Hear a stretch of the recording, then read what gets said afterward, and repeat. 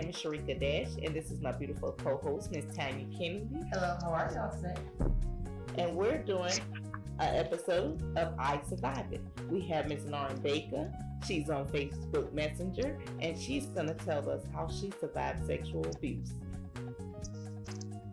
Lauren? Hi, Sharika. Thank you so much for having me on the show. I really appreciate it. We're glad that you were able to join us today. Before we really get started, I need you to understand that we're only gonna guide you a little bit. This is your story and we want to hear you tell it.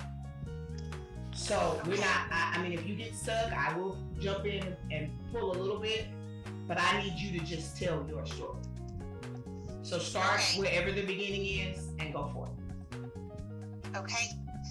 All right. Well, I will be talking about sexual abuse that occurred while I was involved in what I now realize was a cult. Just to kind of give a little background on my family, I'm from Colorado, and I grew up with my mom being a single parent, and I had an older brother, and my grandmother also lived with us. In 1996, when I was 5 years old, my mom, my brother, and I joined a Kung Fu organization in Colorado. It is now known as the largest Kung Fu organization in Colorado. And at this time, I won't be saying the name of it, just because there is an open investigation right now. But we signed up in 1996. My mom wanted my brother and I to have just a source of self-esteem and discipline, somewhere for us, a safe place for us to get some positive male influence and to learn self-defense and get exercise. And then for herself, as a single parent, she wanted to be around a community of people that would always not make her question her self-worth, where she could learn to defend herself, build relationships with people that were trustworthy and kind. And that was really what drew us to this organization. About a month after my family started learning at the school, another person whose name is Shane, who was 13 at the time, signed up to take classes as well. And I'm mentioning Shane because he ends up being a pivotal person in this story. So I was 5, he was 13. My brother is a year and a half older than me. And this organization prides itself on being a traditional martial art and trying to do things the old way and how they say it. And they have a lot of rules and codes and things that need to be memorized by the students. Even if the students are little kids, everybody memorizes the same information. And there's a set of rules. And there's these 9 rules, but 4 of them really stand out to be there's just not something right about these 4 rules. So rule number 1, strict obedience, that's number 2. Number 1, respect for master and instructor at all times. Rule number 2, strict obedience to all rules in upper ranks. Rule number 4, serve and obey without question. And rule number 6, never argue with an instructor, for he is always right. Those rules were non-negotiable. The other 5 are not as weird as those rules. But I learned those rules when I was 5 years old, that you don't argue and you do as you're told. And even as a child, I started incurring physical and mental abuse at the hand of my teacher. My mom really didn't know where to draw the line, because it was a person that she was beginning to trust, and she thought that he was being helpful and disciplined. But I was always in constant fear of my teacher. If I did something to get in trouble, I was always afraid of what the consequence was going to be. In 2003, so we'll fast forward a little bit, I was 13 at that time, and we had all been still learning and training Kung Fu, and Shane, who I mentioned earlier, was now at the level of black belt and was one of my instructors. So not the instructor that was causing the physical and mental abuse in the beginning, but a kind of a secondary instructor. And there was a day in 2003 after a Saturday class that Shane asked me to go with him, a 13-year-old girl, to go with him down to one of the Denver Metro schools to help one of the other instructors move his location. So me, with no construction experience or any know-how, was like, yeah, that sounds awesome. Mom, can I go? She said, of course. We know who you're going with. We've known him for 8 years. Here's some lunch money. And that was the day that my sexual abuse started, with one of my instructors, a 21-year-old man, to me, a 13-year-old girl who he had known since I was 5 years old. And that is kind of the day that kicked off about 2 years of sexual abuse from him. He would talk to me all the time whenever his age-appropriate girlfriend wasn't around. He would talk to me on my cell phone, email. I would sneak out of my house, which was nowhere near where he lived, in the middle of the night, and he would drive me to the University of Colorado, Boulder campus, where he lived in a frat house, sneak me in and out of the frat house, and would be having sex with me. And that's where I lost my virginity. I was resistant at first because growing up Catholic, I always thought, you need to abstain from sex until marriage. And when I brought that up to him, he said, well, I believe it's okay if you love somebody. And I said, well, what does that mean for me? He said, it means I love you. And that was it. This attractive older man in a position of authority had my willingness to be a participant in my own abuse. And I went from wearing clothes that my mom bought on sale at Kmart, plain cotton brief underwear, no makeup, nothing like that, to wearing heavy black eyeliner. All of my clothes needed to be black. I found ways to get underwear that my mom never would have bought me. And he looked my family in the eye for this entire period of time. He was a friend to my mom. She adored him. He would teach her classes. He would teach my brother classes. He was a type of mentor to my brother within the Kung Fu organization. And the whole time he was having sex with a child. In December of 2003, I attempted suicide, and I was put into an inpatient psychiatric hospital for 5 days. And when I got out of the hospital, he and I just resumed talking like everything was normal. That relationship continued. When I was 13, I started cutting myself, not a lot, but on occasion. And then it progressively got worse.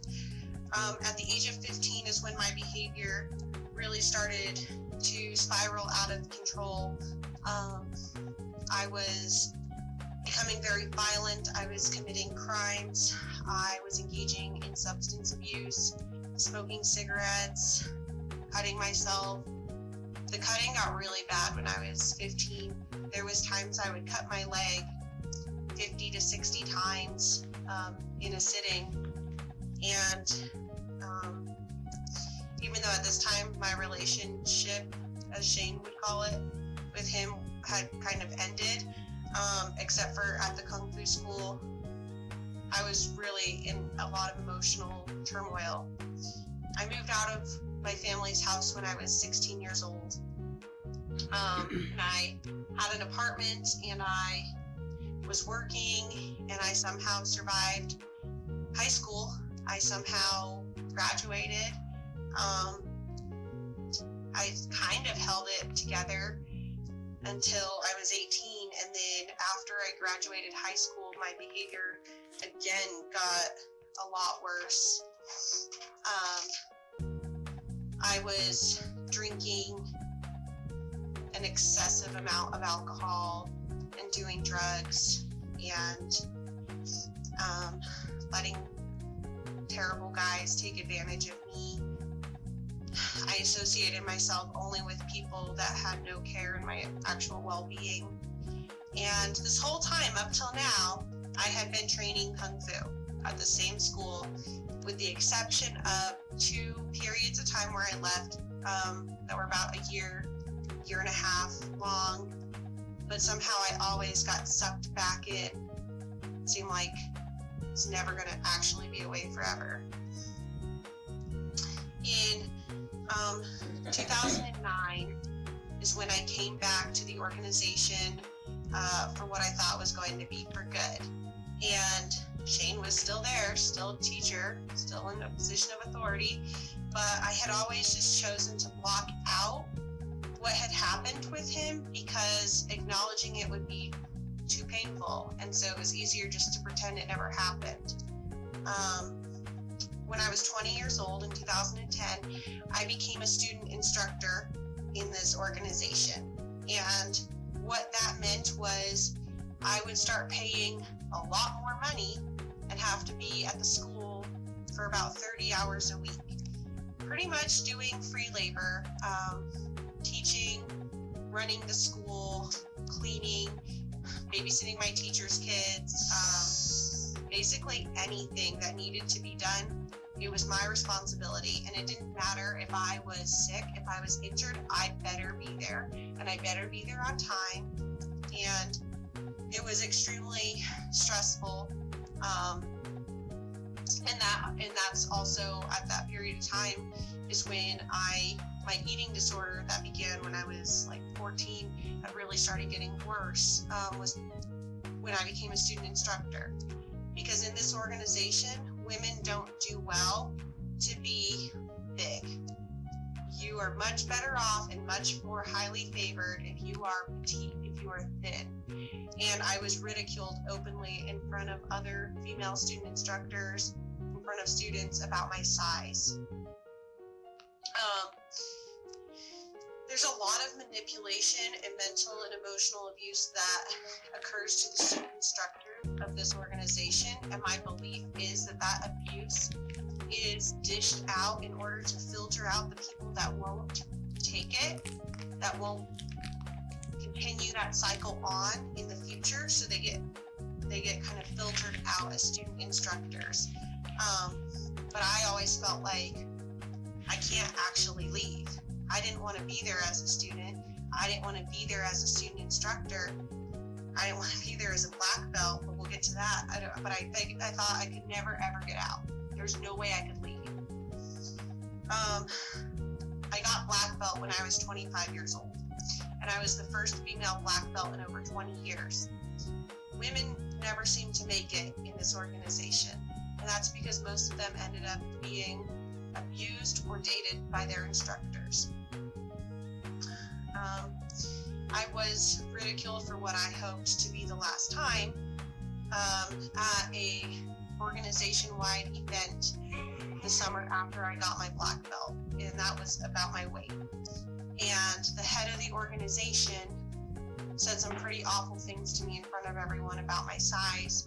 So I vowed to myself that at any cost I would lose enough weight that he would stop ridiculing me. So for 6 months out of the year, he goes to Florida and he leaves.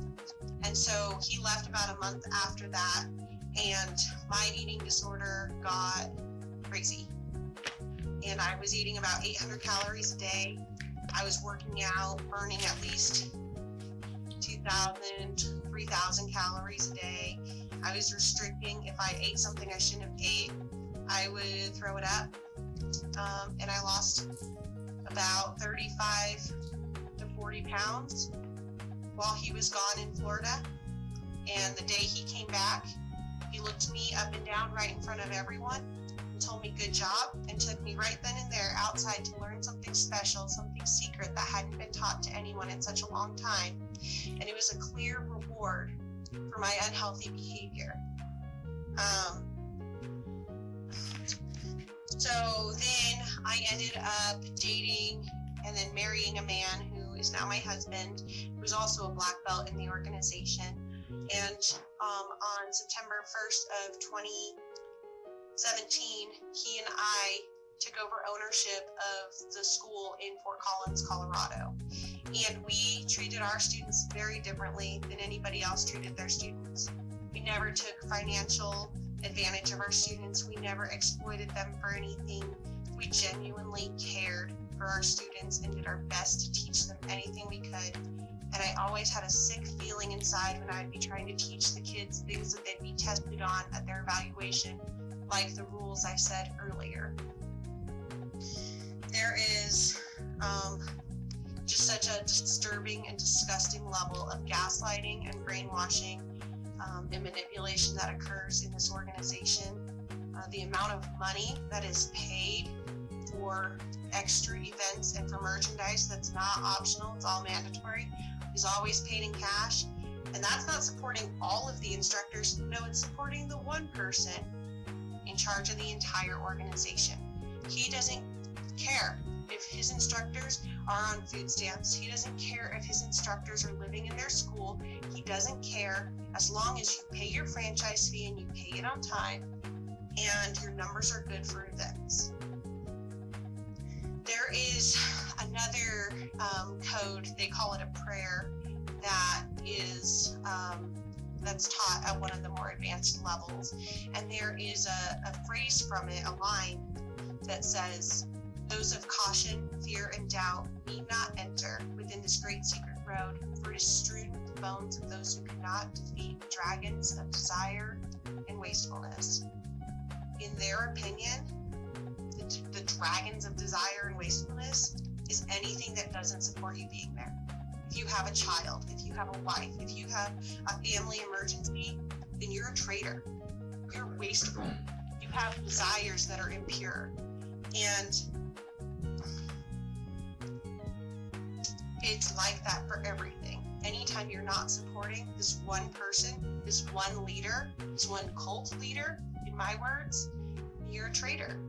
And the black belts were like openly sexist in our meetings. You know, I was the only woman, and they would say openly sexist things and jokes right in front of me. And I would tell them all, you know, you guys are judgmental, you guys are naive, you guys are idiots. Like, I would say things like that to them, and that just became a joke too. We never thought we would get out. My husband wanted out of this organization as badly as I did, but we thought there was no way. There's never a way to get out. And whether it was the fear of getting sued for our franchise agreement, or letting our students get hurt, there was always a reason why we couldn't leave. And trying to protect our students was always the number one reason. We did not want them to think that their teachers abandoned them. We didn't want them to think that we didn't care about them. And that kept us there longer than we would have stayed had we not owned that school. I just never thought it was going to end. Anytime I thought maybe here's an opportunity to get out of this organization, it just was a dead end. It was always a dead end. And this whole time, my perpetrator, Shane, was there as an authority figure in every business meeting. He sat next to my mom at my wedding. And I just thought, this is how it's going to be forever. I'm going to be in the presence of this man forever. I will commit myself to a life of anorexia and bulimia forever, because that is better than being a fat woman in this organization. And I can't leave this organization. It's not possible. So, in some kind of crazy night of out-of-body experience, I guess you could say, I decided to tell my husband, Mark, that I had lied to him about how I had lost my virginity. And I told him the truth about everything that had happened with Shane. And his reaction was one of pure horror. And he told the pastor at our church, we started doing some counseling, and we're still doing it, and it's been very helpful. But the pastor even said, if you guys don't report this, I will, because I'm mandated to. And so we told the head of the organization, and his response was that I was clearly a liar, and what does this have to do with his money that we owe him? That's at the point in which I called the Boulder Sheriff's Department in Boulder, Colorado, and I made the report, and the criminal investigation was opened. We sent a series of emails and a certified letter to the head of the organization, who was not timely in any responses, telling him that we cannot work next to this person anymore. And he didn't respond in a timely manner, and we ended up just closing our school. And no permission, technically, we could still get sued for our franchise agreement. But we closed the school, and it was about 3 weeks, maybe 3.5 weeks from the time I told my husband to when our school closed on July 30th. And in that 3 weeks, we did everything we could to protect our students, to tell them as much of the truth as we could. Pending the investigation, we were kind of told to limit what we were saying, but the ones closest to us got the full truth from the very beginning. Nobody was left in the dark that something corrupt and awful had happened. I couldn't believe that. Actually, I guess I could believe that these people that I had spent over 2 decades of my life with were just calling me a liar.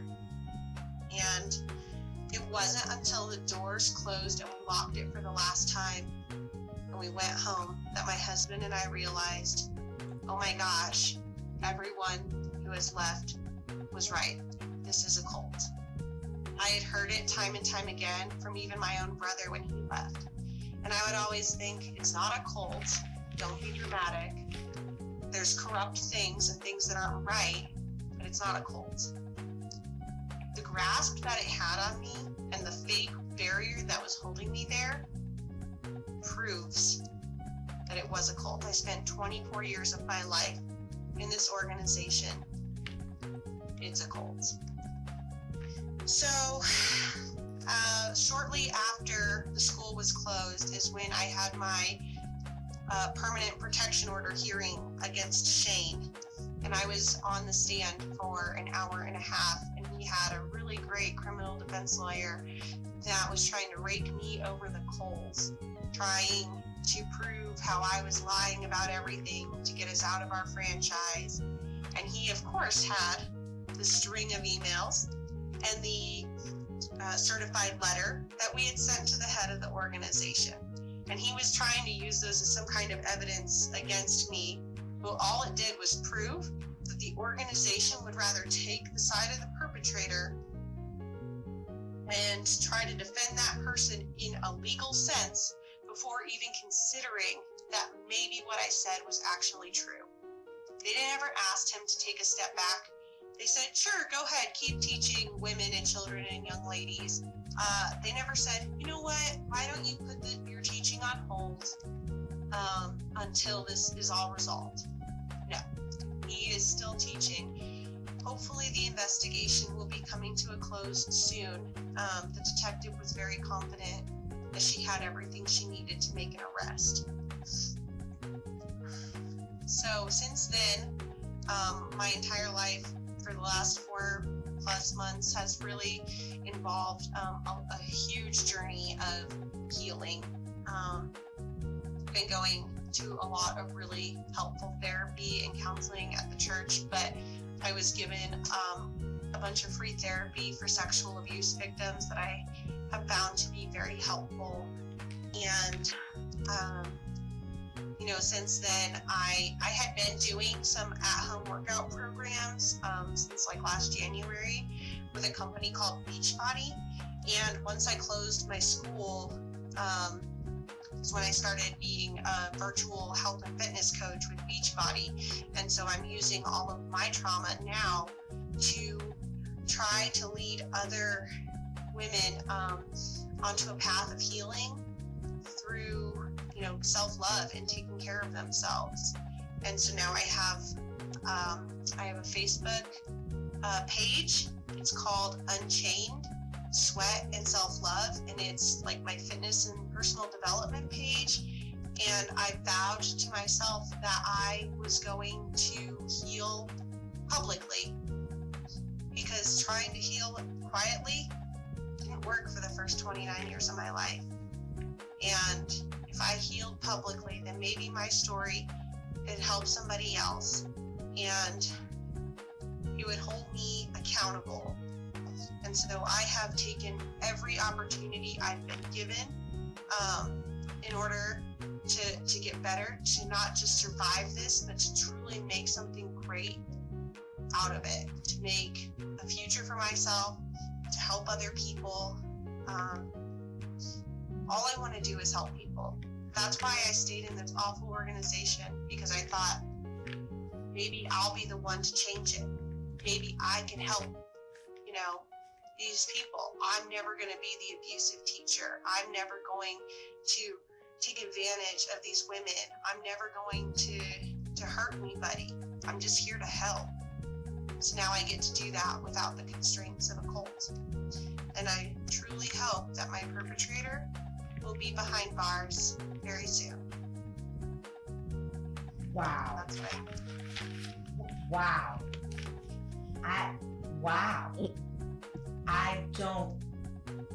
First off, I'm proud of you. I mean that like in a serious way. As a Me Too survivor of sexual abuse from a young kid to then someone much, much older in a position of authority, because he was the brother of my friend and we were both 5 and 6 and he was like 18, 19. So the gap, a very huge gap. And so I understand when they convince you that they love you when you're little, Right. you think they love you. They've got to. They said it. That must be the truth. And then to stay in it for so long, to then be on this path of saying, okay, enough is enough. Yeah. I'm suffering. I have to tell my husband, and then I have to now. I'm floored. Like I'm honored that you allowed us to tell your story. That is amazing. Sharika's gonna ask you some questions. Thank you. Okay. So Lauren, the first question I want to ask you, what was the hardest part about you telling your truth today? I'm sorry, I couldn't hear you. What was the hardest part about you telling your truth today? Probably the magnitude of people that are going to hear it, because I've kind of taken just like some baby steps. Like I told my husband, I told my mom, I told people in the organization, and then the detectives, but I haven't told this story. And we really want to thank you for letting us help you get this story out, because as you know, our podcast is really new, and this is the kind of stuff that we look forward to helping others. And we also want your story to help women who is not so strong, that's not so brave, that's not willing to stand up and fight. And we have seen so many situations where people take their life in situations like this because they figure they're not strong enough to fight. So we like to have someone strong enough to show them that you can do it too. Okay, second question. If there's one message you could give anyone that's going through the same thing you were going through, what would be that message?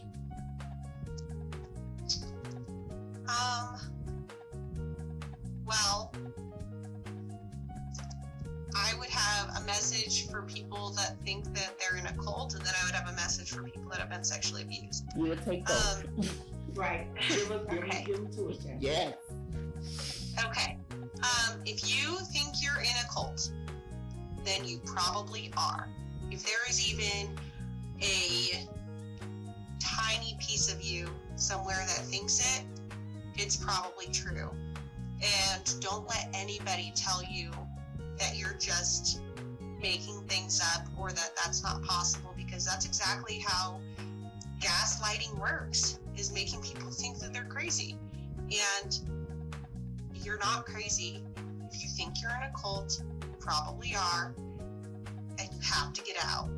And the way out, it's not as hard as you think it is. You just have to walk away. Every barrier in front of you, it's just a fake barrier. And then as far as sexual abuse victims, I think that a lot of young people that undergo statutory rape or molestation or any type of sexual abuse, it's by somebody that knows them, and whether that means that they're a family member or a family friend or a teacher or a coach or somebody that knows them, it's okay to tell someone. There are safe people to tell while it's going on. If you're a young person and this is happening, they don't love you. You're not the only victim. They probably have a list of victims, and you need to tell somebody.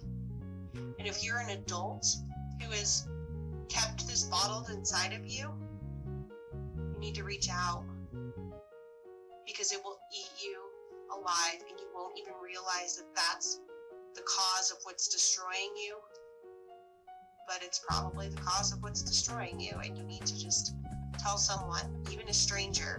Find a support group, find a counselor, tell someone you love, someone you trust. Don't keep it inside of you. Wow.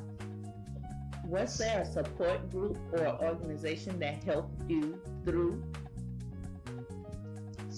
Yeah, so the judge sent when I did my restraining order hearing, my judge sent, the judge sent all of my information over to an organization called SPAN, and it stands for Safe House Progressive Alliance for Nonviolence, and that's here in Colorado.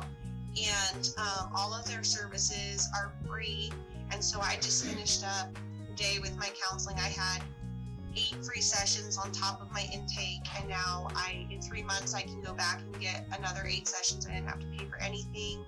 There's free community support groups through that, and so I'll be starting those in the next few weeks. And then the other thing I would say is I really want to put some emphasis on the community I've been involved in with Beachbody, especially just the coaches that I've been working with, because everybody has something, and they put it out there. Everyone puts their story out there, whether it's divorce or infertility, miscarriage, sickness, whatever it is. People are putting it out there and being authentic in their stories, and that has been huge in helping me to put my story out there.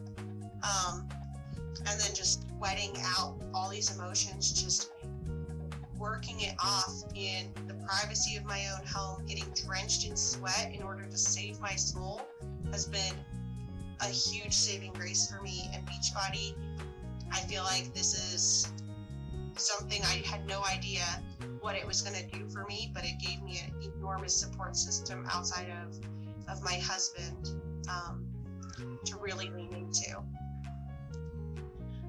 If you had to design a support group or organization for someone that was going through this, what would your design of a support group be? I'm trying to actually work on that right now with my page, Unchained Sweat and Self-Love. So right now, I think I have like 400 and something followers on that page. But I want people to know like that page is not just there for me to like put my journey out there, but it's for other people to be engaging too. If they have something, you know, like there's a way to message me on that page. I'd be happy to talk to anybody about sexual abuse or addiction or self-harm. You know, I'm happy to talk to anybody, and I think that putting, you know, my health and fitness component into it is supposed to really kind of get the self-love rolling, because you're doing something good for your body. And I think that the more water you drink, the more healthy foods you put into your body, when you're exercising regularly, you're taking care of your body, and it helps to take care of your mind as well. So I'm trying to make it a fitness yet healing and personal development page all in one. That's what I'm shooting for, and I hope that it just continues to grow and grow and grow, where there's a huge movement of people not just taking abuse from other people anymore, and they're just healing themselves for their self. Okay. And if you could say there was one person who stood by you and was always one phone call away when you was going through this, who would be that one person that you would give that credit to? Well, with all of the turmoil that's really come about in the last 5 months, 100% that would be my husband, Mark. I mean, he has seen every breakdown. He has seen every rageful fit. He has seen just everything, and he just is nothing but love and support and kindness always. But if you want to talk about long term, the whole story, I would say my mom, because she was always there through all of it, and I was really out of control for a while, but she never gave up on me, and she's still there for me. At what point did you feel like you were not a victim anymore and you could consider yourself a survivor?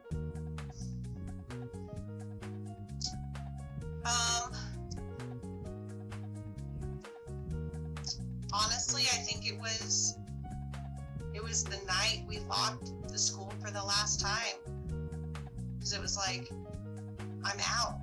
I'm out of the cult.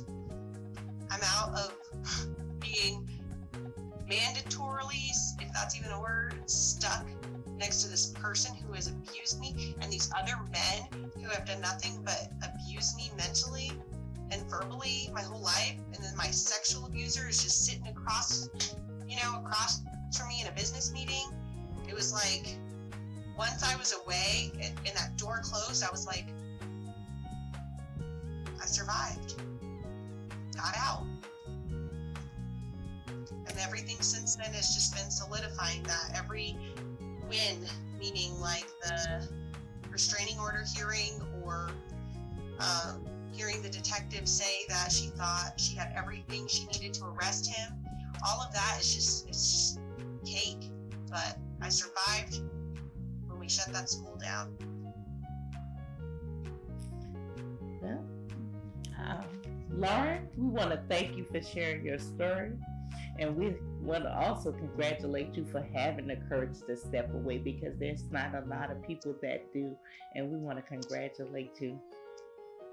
I'm just, Thank you so I'm much. still amazed. Like, I'm still floored, because in my mind, I have a question, and then we're going to wrap this up, but I have a question. Even Okay. though you went through what you went through in your martial arts training, because on the one hand, you had all this trauma, but on the other hand, you had this training that is actually, you're the only woman in an abusive, tragic situation to actually achieve your black belt. Yeah. So to me, that says something about you in and of yourself. Because it sounds like they would block the other girls from getting their black belts because they were women, but you got yours. in the Yes. middle of an abusive situation, and coming from someone who I wanted to take martial arts and never got the opportunity to. And then when I finally was old enough to say, I'm gonna do this myself, I broke my ankle. So then in my mind, how am I supposed to take martial arts? And if you kick me wrong, I'm gonna be crippled. So I can't, you understand what I'm saying? I never got that opportunity. And you against sexual abuse, sexual harassment, molestation, job harassment, extortion, and you walked away with your black belt in whatever, I don't know if it was Kung Fu or Tai Chi or whichever one, which martial art it was. Kung Fu. But you walked away with a black belt in Kung Fu on top of everything else. And that's amazing to me. But do you appreciate the black belt because of the accomplishment, regardless of the trauma? I do. What I most learned about myself in the ability to get that black belt is, like, I don't think I'm gonna have to use my martial arts to defend myself. I mean, maybe, but probably not. But I realized that I succeeded in an insanely uphill, if not completely vertical, battle. I succeeded with every odd stacked against me in an organization that is, heavily disgraceful to women. And I still somehow succeeded. So I know that in a regular, normal situation with normal challenges and normal parameters, of course I can be successful, because I did it in the worst possible situation and I still succeeded.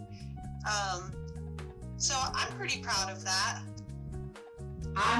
That's a testament to who you are as a person. Mm-hmm. And I'm honored that we were able to tell your story. And I just thank you for sharing your survival story with us. Thank you so much. I really appreciate what you're doing with this show. I really do. Thank you. Thank you. I'm Tanya Kennedy. I'm Sharika Dash.